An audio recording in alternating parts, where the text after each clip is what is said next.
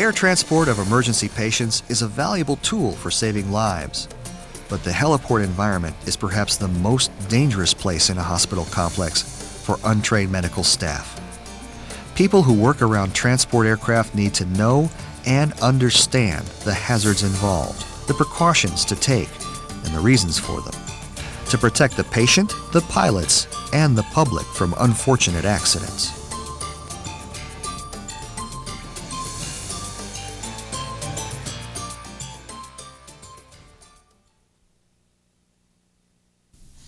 This tape will introduce you to the heliport environment, its hazards, and the proper safety precautions you need to know so you can do your job safely and effectively.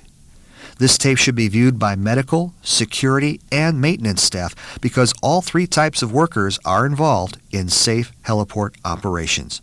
And don't just watch it once.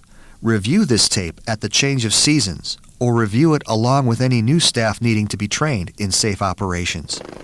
Accident reports are full of people who were already familiar with the risks of heliport operations.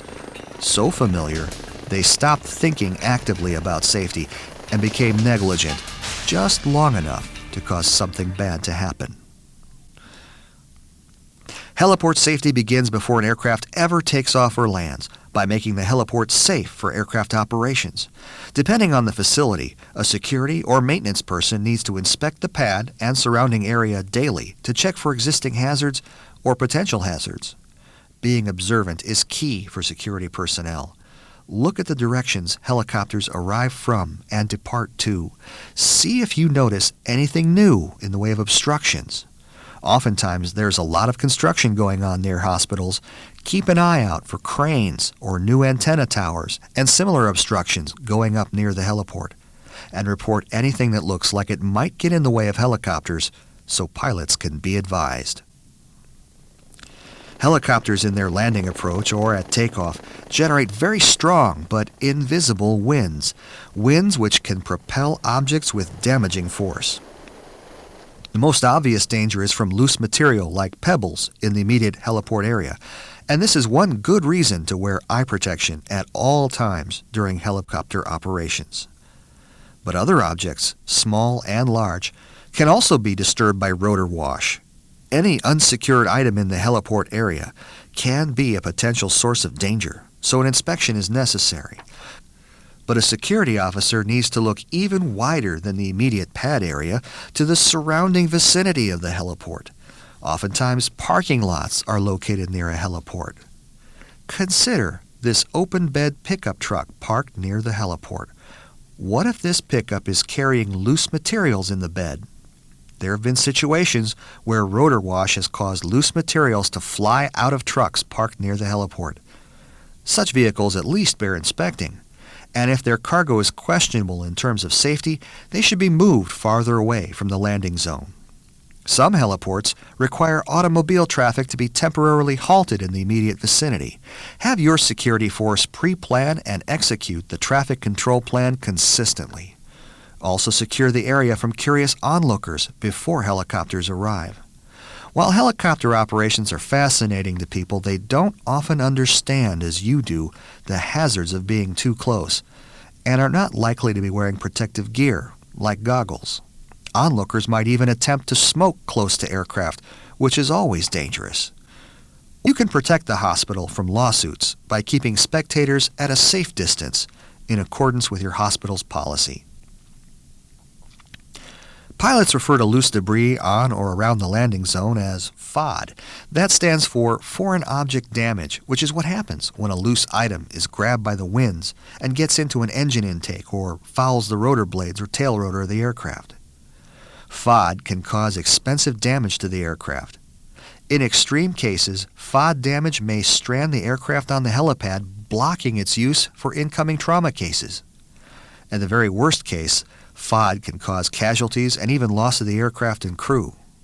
When the heliport is located on a rooftop, there's also the added potential for items like gurneys or loose roofing materials or hardware to be blown over the side of the building, falling onto people below. Loose cables or hoses for servicing the aircraft must also be secured before operations. No one wants to be the cause of injuries in a hospital environment, So one important daily task for security or maintenance staff is a FOD check of the heliport before any aircraft arrive or depart. This check should include looking for buildups of ice and snow in cold weather, since chunks of ice can become deadly sharp missiles when propelled by winds. Slippery surfaces create the potential for someone to slip and fall into a tail rotor, or for the aircraft to skid during landing or takeoff, and this has potentially disastrous consequences, so we want a clean landing surface at all times.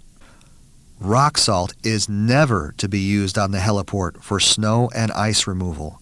Rock salt will fly just like pebbles would, and it's corrosive to aircraft as well. Use only approved non-corrosive de-icing materials on the heliport area and secure them after use.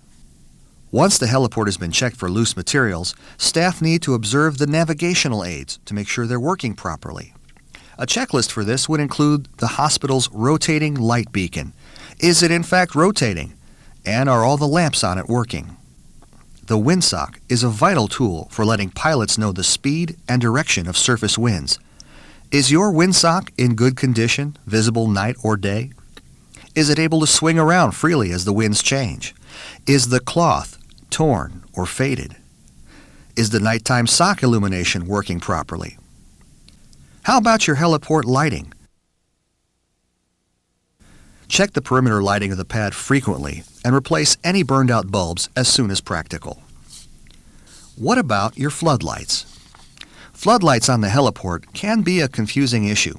As a general rule, floodlights should not be used during helicopter takeoffs or landings and should be used as a work light for crews loading and unloading patients. In some cases, pilots' eyes can be blinded by them, so it's always best left up to the incoming or departing pilot's preference whether to turn floodlights on or not. The medical staff in touch with the incoming pilot by radio should ask the pilot if they want floodlights on or not. All that safety preparation and we haven't even seen the helicopter yet. Heliport safety, as you can see, is much more than just being aware of spinning rotor blades and tail rotors. That's just the most obvious hazard, and one we'll cover in detail later on in the program.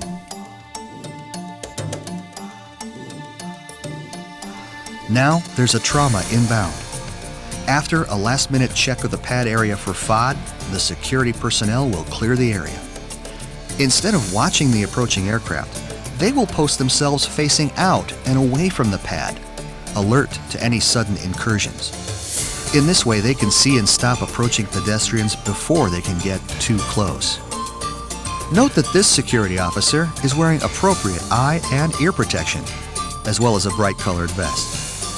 Besides preserving hearing, ear protection reduces the distraction and disorientation caused by loud aircraft noise, so you can concentrate better on doing your job, whatever your role on the team is. The doctors and nurses should also wear ear and eye protection in the vicinity of operating aircraft for the same reasons. In the rare case when the aircraft is kept running while loading or unloading, eye and ear protection is absolutely vital and mandatory. Consider it for patients as well, where practical. You should also be aware of any loose clothing or accessories on your person or on the patient before going out to the aircraft. Zip and button jackets, no scarves, no baseball hats, nothing that hangs out or catches the wind or can hang up on a part of the aircraft. The gurney needs to be specially prepared for heliport operations. Remove all loose sheets, cushions, and covers, or tape and strap them down so they cannot be blown loose from the gurney. Leave behind or secure anything like clipboards, charts, etc. Use a gurney with working brakes and know how to set and release them. Height is something to be very conscious of, as the rotor blades are close above you while you are working. A good rule for heliport safety is nothing should protrude higher than your head. This includes not raising your hands above your head. Most especially, items that protrude overhead, like IV stands, need to be shortened or eliminated using alternative means to suspend bags. Gurneys should never be left unattended in the helipad area. They could become a hazard from rotor wash. Medical helicopters come in many varieties and sizes, but they all have a few things in common. They all have main rotors and they all have tail rotors, which have injured and killed people who've come in contact with them. Once the helicopter is landed, you must wait for a signal to approach from the pilot or crew member. Never approach until you are given a clear come-ahead signal from flight crew. Walk, do not run, and keep your head down if you're tall. When on the ground, rotor blades droop as they lose speed. They still carry enough energy to injure or kill while they are spinning, even when turning slowly, and the droop effect brings them even lower to the ground as they slow down. So clearing your head is always a concern. The area directly forward of some helicopter models is particularly dangerous to stand in because of drooping blades. This is why we always approach the helicopter from the front quarter, but never from the back. And never take a shortcut around, behind, or under the tail of the aircraft. In this overhead view, see how there is a wedge-shaped area where it is less dangerous to approach the aircraft. The red-marked zone is where you must never go.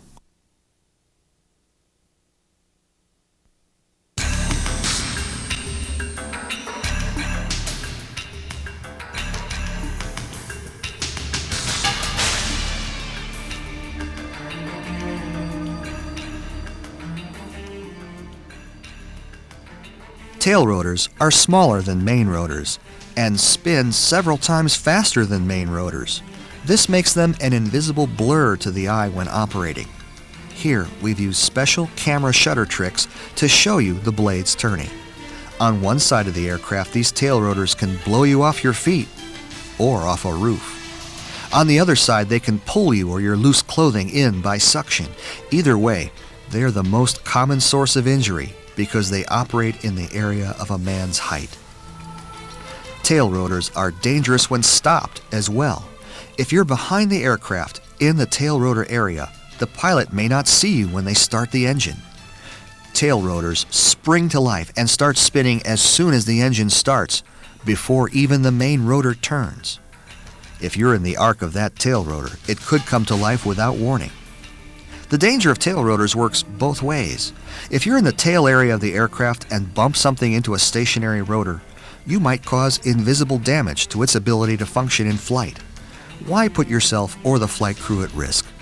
Never go near the tail, unless you are specifically instructed by a crew member to assist loading or unloading a patient.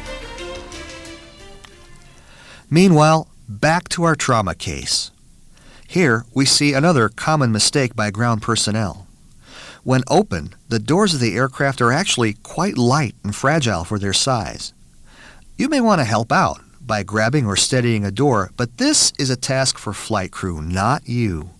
Flight crew know exactly how to handle aircraft doors properly without causing damage.